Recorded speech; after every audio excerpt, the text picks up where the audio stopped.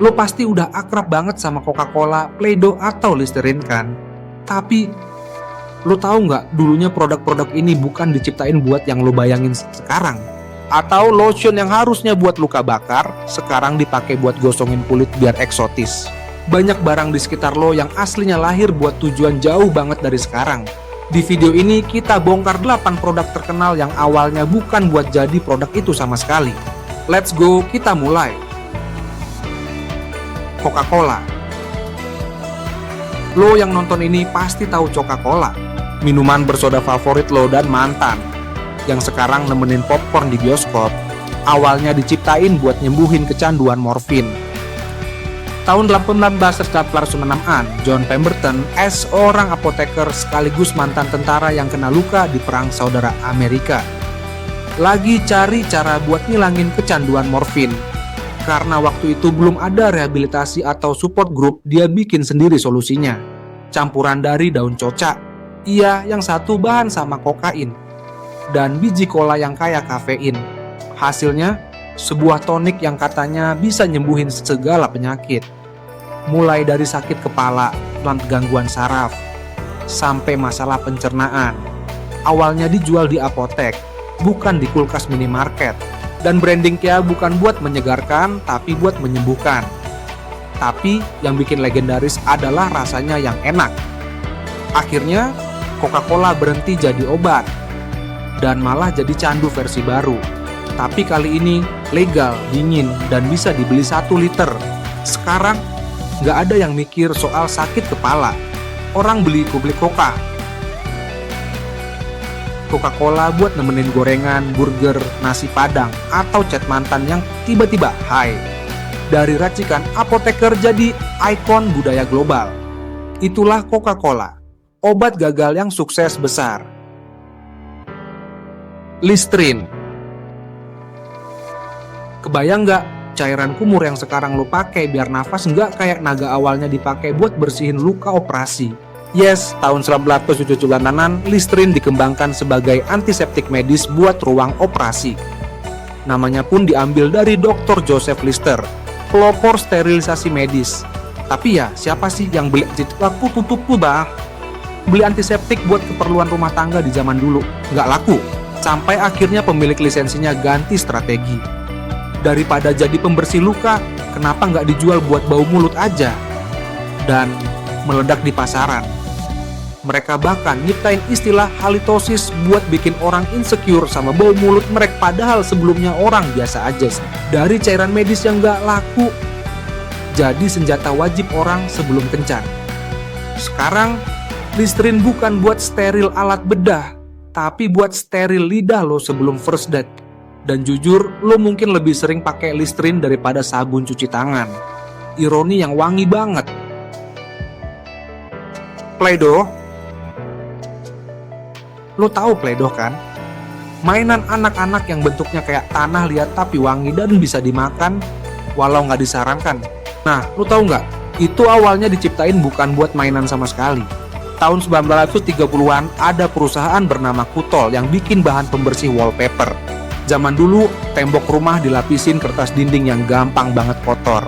Nah, Play-Doh ini awalnya adalah wall cleaner yang dipakai buat ngelap kotoran tanpa ngerusak wallpapernya. Tapi masalahnya, wallpaper modern makin tahan air. Orang makin jarang pakai wallpaper. Penjualan drop parah. Sampai akhirnya ada guru TK yang kepikiran, ini adonan atau bentuknya cocok juga buat anak-anak bikin bentuk-bentuk. Dan dari situlah Play-Doh berevolusi dari alat bersih-bersih jadi alat kreativitas. Sekarang, bukan buat bersihin rumah, tapi bikin rumah jadi kotor karena anak kecil naruh Play-Doh di sela-sela sofa. Dan yang paling ironis, produk yang dulu menyelamatkan tembok, sekarang jadi penyebab tembok kotor karena dilempar bocah. Bubble wrap. Lo pasti pernah nepok-nepok bubble wrap sambil senyum-senyum sendiri kan? Tapi lo tahu nggak, benda satisfying ini awalnya diciptain buat jadi wallpaper rumah. Tahun 1987, 2 orang insinyur, Alfred Fielding dan Mark Chapman, punya ide nyeleneh. Bikin wallpaper modern yang punya tekstur 3D. Mereka ngepres 2 lapis plastik dengan gelembung udara di tengahnya. Visinya, biar tembok rumah lo kelihatan futuristik dan elegan. Masalahnya, siapa juga yang mau temboknya kayak gelembung jerawat? Produk gagal total. Tapi mereka nggak nyerah. Mereka muter otak sampai akhirnya sadar. Ini bisa buat ngejaga barang pecah belah nggak sih?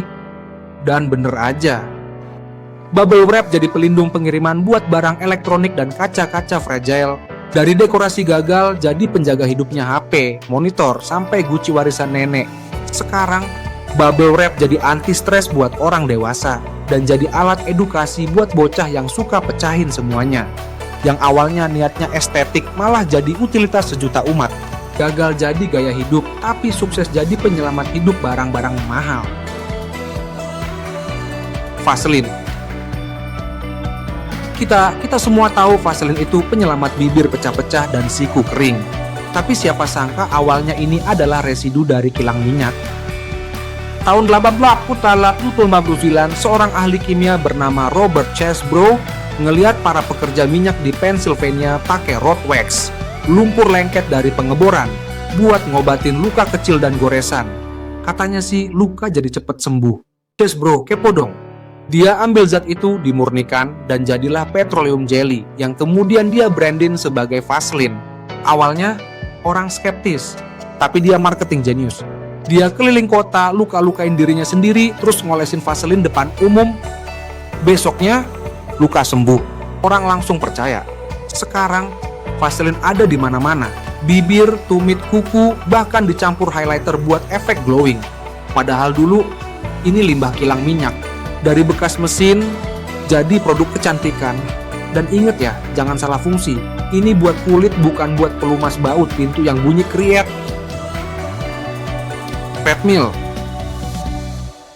Lo pikir treadmill itu diciptain buat bantu orang sehat? Oh tidak, asal-usulnya gelap banget. Tahun 1900-an di Inggris, treadmill pertama kali dipakai di penjara. Tujuannya, menyiksa tahanan. Literally. Alat ini disebut treadwheel, dan narapidana disuruh jalan tanpa tujuan di roda raksasa berjam-jam setiap hari. Tenaganya dipakai buat ngegiling gandum atau pompa air, tapi mostly buat bikin mereka kapok. Makanya dulu orang takut banget sama treadmill. Tapi zaman berubah, manusia makin sadar kita butuh olahraga, tapi kita juga nggak mau keluar rumah. Dan akhirnya treadmill muncul lagi di abad 20, kali ini buat masyarakat umum. Ironisnya, dulu alat ini buat menghukum orang, sekarang orang rela bayar mahal buat disiksa dengan cara yang sama. Tiap lo ngos-ngosan di gym, inget, lo bayar buat ngelakuin hal yang dulu jadi hukuman penjara. Cuman aja sekarang ada AC, Spotify, dan gak ada sipir yang maki-maki lo. Slinky. Lo pasti pernah mainin Slinky, pegas warna-warni yang bisa turun tangga sendiri, kayak punya nyawa. Tapi aslinya, itu alat kapal yang gagal. Tahun 1943, seorang insinyur angkatan laut bernama Richard James lagi coba bikin alat peredam getaran buat peralatan kapal perang. Tapi pas dia ngangkat salah satu pegas dari mejanya, pegas itu meluncur sendiri dari rak ke lantai, lompat-lompat cantik. Istrinya, Betty, ngelihat kejadian itu dan bilang, lucu juga, kayaknya anak-anak anakku bakal suka. Dan bener aja, dari percobaan teknis militer, jadi mainan anak paling ikonik di dunia. Yang tadinya buat stabilin kapal, malah bikin anak-anak lari ke tangga buat lihat keajaiban Pegas. Sekarang, Slinky bukan cuma mainan nostalgia, tapi juga alat edukasi fisika di sekolah. Dari gagal bantu kapal perang, jadi sukses bantu anak ngerti gravitasi. Lucu ya, yang bikin bahagia jutaan anak awalnya adalah alat tempur. Cornflakes. Lo suka sarapan pakai cereal? Tahu nggak, cornflakes diciptain bukan buat bikin lo kenyang, tapi biar lo nggak nafsuan. Ya, lo nggak salah baca. Tahun 1894, Dr. John Harvey Kellogg, seorang dokter yang sangat religius, punya misi aneh. Dia percaya makanan itu ngaruh ke moral dan makanan hambar bisa ngeredam pikiran kotor. Jadi dia nyiptain cornflakes, makanan tanpa rasa yang keras dan kering. Tujuannya supaya orang jadi kurang bergairah. Dia bahkan bikin ini buat para pasien di sanatoriumnya, supaya mereka hidup lebih suci. Tapi manusia modern beda ya. Cornflakes akhirnya dikasih gula, susu, buah, dan di-branding jadi sarapan sehat anak-anak. Dari anti nafsu berubah jadi menu sarapan keluarga bahagia versi iklan. Yang pasti, sekarang lo nggak bisa lihat sereal di minimarket tanpa inget sejarah kelamnya. Nah, sekarang lo tahu kan? Nggak semua produk lahir sesuai rencana. Kadang yang awalnya mau jadi obat malah jadi minuman favorit. Yang mau jadi alat penyiksaan malah jadi alat buat ngejar body goals. Yang niatnya nahan nafsu malah jadi rebutan anak-anak.